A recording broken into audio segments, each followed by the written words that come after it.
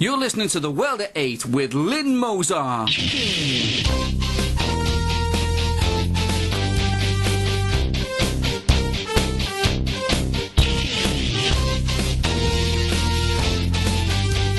World at 8, the number one in nationalist news. Highlights of the news today, Monday the 30th of July. Yet another Labour councillor joins the Labour 25 paedophiles list. A Muslim woman received jail sentence for drugging her daughter. Public anger at Olympic seats fiasco. Greeks get no more concessions blast from Germany. Romanian president survives impeachment vote. Battle goes on in Syria. Thought for the day, the modern Olympics, please. UK news. Another Labour councillor has received a community sentence of 3 years and been placed on the sex offenders register. Manish Sood has been found guilty of pestering 2 schoolgirls for sex, aged 14 and 15, and indecently assaulting a 22-year-old woman. Sood posed as a masseuse on the Gumtree website where he met the 22-year-old woman in January last year. She went to his home in Leicester for a massage, but when she arrived, Sood led her to his bedroom, telling her he was going to demonstrate a Roma and Tantra. He then yanked down her leggings and underwear and kissed her bottom. His traumatised victim then fled his house, it was reported in the Leicester court. Weeks later, on February the 6th last year, Sood contacted a 14-year-old girl after she posted an advert on Gumtree seeking a part-time job. He repeatedly texted and called the 14-year-old. She complained to her friend, who called Sood to leave her alone. Manish Sood then started pestering her by offering her £200 and told her he would pick her up from school. The 15-year-old victim was pestered 157 times by phone calls in 3 days and 26 times by text messages, and told to bring toe rings and condoms.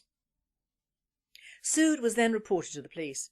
He admitted that he had sexual motives towards the schoolgirls, and he admitted that he was inciting 2 children into sexual activity. Sood has been given a 3-year supervision order in court in front of his mother. His mother is Councillor Manjula Sood, MBE Labour, and she is connected to the University of Leicester. She is also on the Mayor's team as being responsible for health and community involvement. Her son escaped prison, although he is banned from being near children under 16 and has been placed on the Sex Offenders Register and Sex Offenders Programme.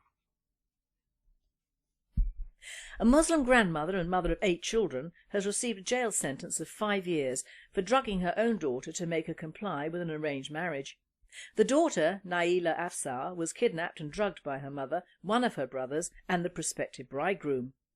Shamin Akhtar, 59, was jailed with her son, Shamrez Khan, and her son-in-law, Zahid Mahmood, by a judge who heard that they had abused Naila Afsar, then 23, out of some misplaced sense of warped family honour. Khan, 34, was given a 5-year sentence, and Mahmood, 37, was jailed for 4 years at Burnley Crown Court today. A World at 8 reporter commented, "If they treat their own like this, what hope is there for the rest of us?" Anger at the amount of empty seats at the Olympics continues. The British public have been tweeting all over the internet and showing their anger online. Last week the World at 8 reported that 700,000 tickets were unsold. Anger sparked off yesterday when the public saw hundreds of seats empty when the tournament had been spoken about as being watched by a full capacity. This sparked off a public outrage. Euronews. The German finance minister said that Greece will get no more concessions. Lenders are in Athens to sort out the ever-growing disaster in the country that took the biggest blow from being in the European Union. The Germans have now told Greece that it needs to get its act together to survive the financial disaster. The Greeks are in such a mess that their Prime Minister, Antonis Samaras, has been involved in heavy bailout talks with the EU. There is no change or help for Greece, just a downward spiral into the euro money black hole. A World at 8 writer commented, "It seems vastly unfair that Germany and the Eurozone have lit a fire in Greece and are just watching it burn, rather like Nero and Rome." Romanian President Basescu has survived an impeachment vote. 50% was needed to impeach the President of Romania, yet only 46% of the voters turned out to vote. Some say the Romanians just couldn't be bothered to vote anymore, just like us in Britain when some turnouts in local elections barely get above 25%. World news. The battle goes on in Syria. The powers that be are pumping the Western media with attacks on President Assad again this weekend over his retaliation of attacks on his supporters by rebels.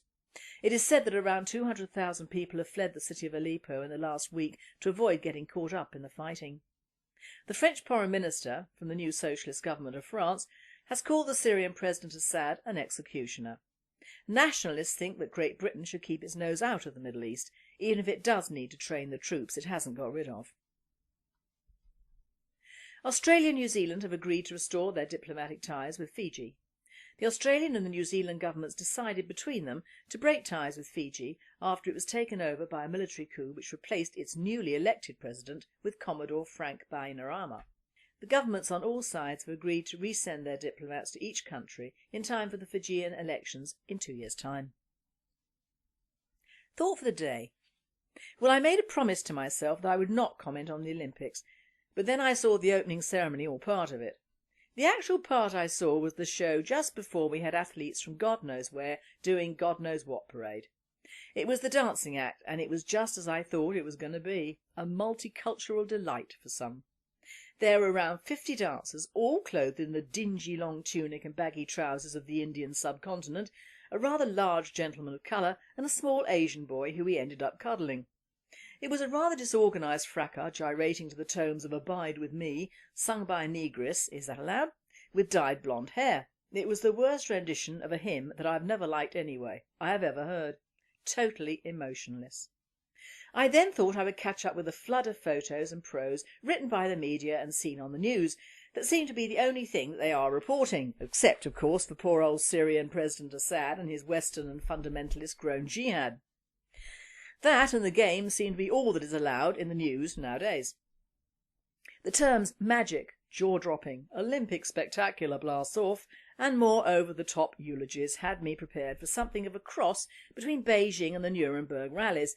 Alas, that was not to be. I should have known when I saw the volunteer dance team what the theme would be. Yup, it was English, but not the England I would celebrate. Too much, too varied, and not sharp enough in my book. Jerusalem, my favourite hymn, was sung very well, but the backdrop of the Jarrow Marchers might as well have been taken from Dickens or the Matchstick Men. Then Harry Potter, OK, I know he is popular, but where was Shakespeare? There could have been a lovely scene from Midsummer Night's Dream, but then we would have had to be white European, wouldn't it? And let us face it, the Olympics is definitely not built on the premise of white Greek gods, is it? They had the good old International Health Service, yet for another advert for foreigners to come over with all their sick relatives. Incidentally, have you heard about the Ebola outbreak in Uganda? Apparently an outbreak of the deadly Ebola virus has killed at least 13 people and infected a further 7 in that country. Kenya is under suspicion as well. I just hope we do not have athletes from those countries, as this is old news from June and just released in time for their Olympic teams. If they had them come over here, great news. The report states, the Health Ministry says emergency measures are in place to deal with the outbreak, which began in late June but has only just been confirmed as Ebola. OK, on to the games. The overall theme has been dubbed by one journalist as a utopian dream, and she's right. It is England as she is now, multicultural, diverse, poor, badly disciplined and just too much of a bad thing. Those opening ceremonies cost £26 million and took 7 years, and Danny Boyle, who I have never heard of, who is he, was in charge. It was of course the Labour guys who were in power when we applied and unfortunately achieved this dubious honour, but 7 years to organise that free-for-all. The only thing of note were the fireworks, which were truly spectacular, but then they're fireworks, aren't they? The laugh of the show must have been the Windrush. It celebrated the end of England as we would like to know it, and I can think of nothing short of the riots last summer and the Notting Hill Carnival that it should really celebrate. We had doves on bikes and Mary Poppins. In fact, I'm sure the kitchen sink was there also. At the risk of being a killjoy, I'm not against the fact that we English need something to aspire to, but this was not it. We had the Jubilee, that was fine and notably British, but oh my God, this exercise to impress the world simply did not impress me. The opening of the Olympics should be about discipline and beauty. That is what the Games stand for. It is also about Greece and the old Greek ideology. A scene from the gods on Olympus would have been good, properly staged dancing in formations that could be seen from space would have been ideal. A huge Olympic torch carried by hundreds of our national flags being carried, etc, etc. For 26 million quid I would have produced something impressive, not a glorified street show by buskers and hucksters. Beijing was perfect. Why? The Chinese have more money, more discipline and more dedication to the job in hand. And they were also much more brutal. All their black immigrant workers were banned from the Olympic Centre, and even dogs over a certain size were killed on the street. There was nothing left to chance in Beijing. They would not risk losing face the way we have. Even 7 years ago we were heading towards a recession, and as Nick Griffin warned, it was a double-dip recession.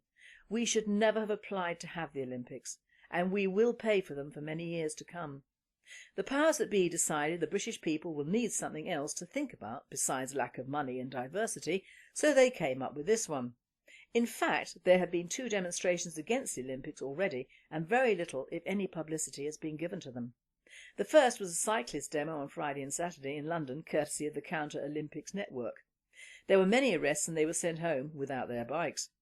There was another demo from people protesting the Olympics had cost Britain so much money when there are cutbacks on every front for the rest of us. One woman said she had never demonstrated in her life but felt she should now, and she had a small child in a stroller. These people were kettled by the police and not allowed near the arena.